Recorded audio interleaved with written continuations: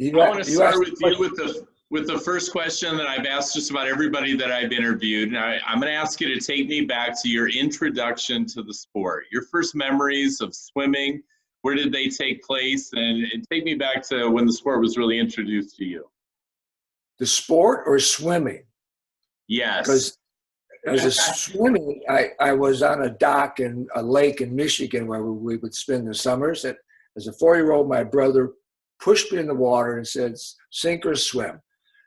So I swam to the shore.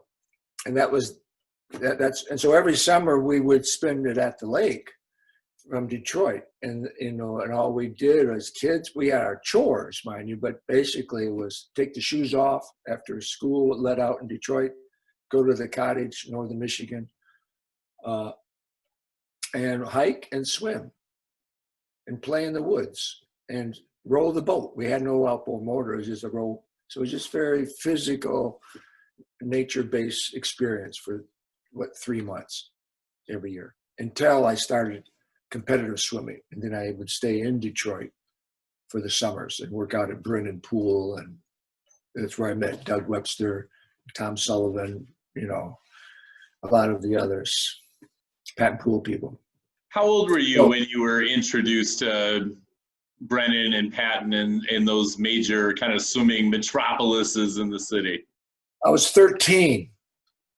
Okay. And I had a friend, and wasn't even high school. It was junior high, I think it is. And he just said, I'm going to swim, this weekend where I work out with this guy, Harry Hawk. So he said, you want to come along? I said, why not? What else do I have to do? And I went, and it was a Saturday. We worked out, and I did what I did, and then we played hit each other with the ball. It was just fun. And I just kind of kept at it. And this one thing led to another, and before I knew it, I was getting my dad to drive me, or somebody else would drive, and we'd go there. It was the St. Clair swimming pool where Harry was before he went to Patton. And that was, and then it was just progressively more intense. I had no style, no stroke.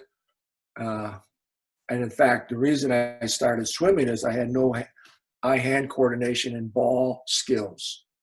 So in baseball, I was always the last one picked. Football, the last one picked, because I couldn't catch a ball, couldn't throw a ball, couldn't run. But swimming, all you had to do is turn your arms into windmills and work out. And then you got somewhere.